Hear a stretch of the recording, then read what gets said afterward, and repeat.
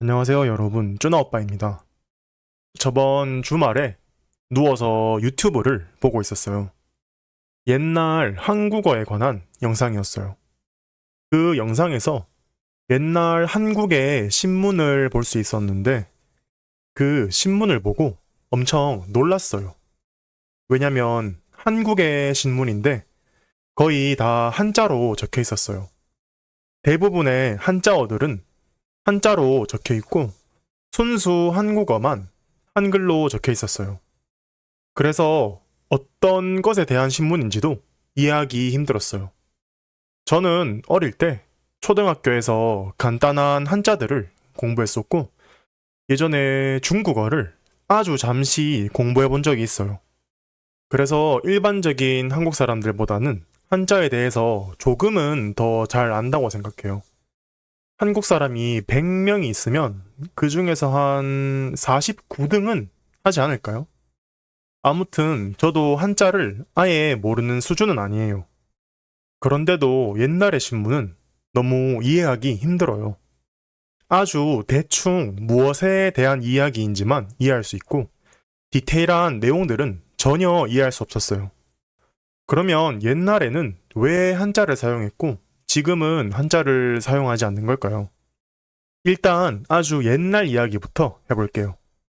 옛날에는 한글이 없었어요. 그래서 중국에 한자를 사용했었어요. 그러니까 말은 한국어로 하고 글을 쓸 때는 한자를 사용했다는 거예요. 한자는 여러분들이 잘 모르실 테니까 한자 말고 영어 알파벳으로 비유를 하나 들어볼게요. 예를 들면 사랑합니다 라고 말은 할 수 있지만 글자가 없으니까 글을 쓸 수 없잖아요. 그래서 영어 알파벳으로 I love you 라고 글을 썼다는 거예요. 심지어 한자는 너무 어려워서 많은 사람들이 배우지도 못했어요. 그래서 돈이 많은 사람들이나 귀족들이나 글을 쓸 줄 알았고 대부분의 사람들은 글을 읽지 못했어요. 그래서 신문을 읽을 줄 아는 사람들이 거의 없어서 다른 똑똑한 사람들에게 물어봤었대요. 제가 알기로는 일본도 한국과 비슷한 과정을 겪은 걸로 알아요. 말은 일본어로 했지만 문자가 없어서 똑같이 한자를 쓴 걸로 알고 있어요. 그래서 옛날에 중국, 일본, 한국 사람이 만나는 경우가 있었어요. 그런데 서로 말이 안 통하잖아요. 서로 중국어, 일본어, 한국어를 하는데 당연히 이해할 리가 없죠. 하지만 다행히도 모두 글을 쓸 때는 한자를 썼기 때문에 말을 하지 않고 한자로 글을 써서 소통을 할 수 있었대요. 그럼 옛날에는 한국에서 한자를 사용했는데 왜 한자를 안 쓰게 된 걸까요? 한국에선 1980년대까지도 신문에서 한자를 많이 썼대요. 거기서부터 시간이 점점 지나면서 제가 어렸을 때인 2000년도부터는 한자가 안 쓰이기 시작했대요. 그래서 저는 신문에서 한자를 본 적이 없어요. 한자가 안 쓰이기 시작한 이유는 여러 가지가 있는데, 기본적으로 한자의 필요성을 못 느껴서예요. 한국어에서는 한자어가 많죠? 정말 많은 단어들이 한자로 이루어진 단어들이에요. 그런데 이 단어들을 굳이 한자로 써야 할 필요가 없어요. 왜냐면 한글만 써도 충분히 이해할 수 있으니까요. 그리고 시간이 지나면서 정부의 정책으로 한자를 덜 쓰고 최대한 한글을 많이 쓰게 됐어요. 그래서 자연스럽게 한자가 사라지게 된 거예요. 또 한자가 쉽지 않아요. 우리도 한자에서 유래한 한자어를 사용하는 거지 실제로 한자를 쓰거나 많은 한자들을 알지는 못해요. 제가 어릴 때는 초등학교에서 간단한 한자 교육이 있었어요. 불화, 물수, 나무, 목, 빛, 광 같은 아주 간단한 한자들과 숫자처럼 중요한 한자들은 공부를 했었어요. 그리고 제가 어릴 때는 한자 시험을 치는 친구들도 많았어요. 아무튼 대부분의 한국 사람들은 아주 간단한 한자들 정도는 학교에서 배워서 쓸 수 있어요. 하지만 기초적인 레벨을 넘어가면 잘 알지 못해요. 방금 말한 것처럼 물화, 물수, 나무, 목 같은 기초 한자들은 대부분 쓸 수 있을 거예요.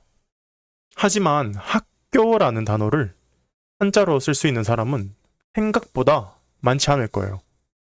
누구나 학교라는 단어의 뜻은 알지만 많은 사람들이 한자로 적지 못할 거라고 생각해요. 하지만 나이가 있으신 분들은 한자를 잘 아는 경우가 많아요. 예를 들면 우리 아버지 같은 경우는 한자를 정말 잘 알아요. 옛날에는 한자 공부를 더 열심히 했었고 한자를 쓸 줄 아는 사람이 더 똑똑한 사람이라는 인식이 있었기 때문이에요. 이때까지는 한국에선 한자어를 사용하지 한자 그 자체를 사용하지는 않는다고 했는데 사실 한국에서 한자가 전혀 안 쓰이진 않아요. 가끔 한국에서 한자를 쓰는 경우도 있긴 해요. 가장 대표적으로 식당에서 가끔씩 볼 수 있는 한자가 두 가지 있어요. 큰 대와 작을 소자예요. 말 그대로 크다는 뜻과 작다는 뜻의 한자예요. 식당에서 메뉴를 펼쳐보면 메뉴의 오른쪽에 이 한자들이 적혀 있는 경우가 있어요. 어렵지 않게 큰 대자가 적힌 메뉴는 양이 더 많다는 거고 작을 소자가 적힌 메뉴는 양이 적다는 거죠. 그래서 가격도 달라요. 그 다음으로 한국에서 보기 쉬운 한자는 발을정이라고 생각해요. 왜냐면 아시아에서는 이 글자로 숫자를 세요. 왜냐면 이 발을정자를 적으려면 5번의 선을 그어야 해요. 그래서 이 글자를 한 번 쓰면 5라는 뜻이고 2번 쓰면 10이라는 뜻이죠. 5획이 필요한 글자니까 선을 한 번 그으면 1이라는 뜻이 되는 거예요. 외국의 좀비 영화를 보면 사람들이 벽에 이상한 선들을 그어 놓은 것을 볼 수 있잖아요. 세로로 4개의 선을 긋고 대각선으로 한 번 그어서 총 5개의 선이 있어요. 하루가 지날 때마다 선을 하나씩 그어서 며칠이 지난 날을 세어보는 거예요. 서양에선 이렇게 한다면 동양에서는 발을 정자로 숫자를 세는 거예요. 가장 자주 쓰이는 경우는 투표가 끝나고 개표를 하면서 숫자를 세는 방식으로 많이 쓰여요. 그리고 마지막으로 한국에서 쓰이는 한자는 뉴스에서 나라의 이름을 적을 때예요. 한국과 관계가 깊은 나라들의 대부분은 한자어로 만들어진 이름이 있어요. 예를 들면 중국 같은 경우는 한자 가운데에 중자를 써서 중국을 의미하고 일본 같은 경우는 한자 날 일자를 써요. 그리고 우리나라에선 흔하진 않지만 러시아는 이슬 로자를 사용하고 이탈리아 같은 경우는 이로울 리자를 사용해요. 하지만 당연히 한자어 이름이 없는 나라들도 있어요. 예를 들면 쿠바, 짐바브웨, 멕시코처럼 한국과 멀고 관계가 거의 없는 나라들은 한자어가 없기 때문에 한자를 사용하지 않고 그냥 쿠바, 짐바브웨, 멕시코라고 불러요. 제가 생각했을 때 한국에서 한자는 영어의 라틴어나 그리스어와 같다고 생각해요. 왜냐면 많은 영어 단어들이 라틴어에서 유래한 경우가 많아요. 예를 들면 포춘이 있죠. 그런데 많은 다른 언어들에서도 발음이 비슷해요. 이탈리아어, 스페인어는 포르투나라고 하고 포르투갈어나 프랑스어도 비슷할 거예요. 왜냐면 많은 서양의 언어들이 라틴어에서 유래된 단어들을 사용하는 경우가 많아서예요. 그리고 보통 이런 라틴어에서 유래된 단어들은 좀 더 고급적이고 시적인 느낌이 있죠. 예를 들면 영어의 포춘과 럭은 같은 뜻이잖아요. 뜻은 같지만 라틴어에서 유래한 포춘이 럭보다 더 격식이 있고 문학적인 느낌이 있잖아요. 그리고 라틴어나 그리스어도 합성어를 만들 때 많이 사용하죠.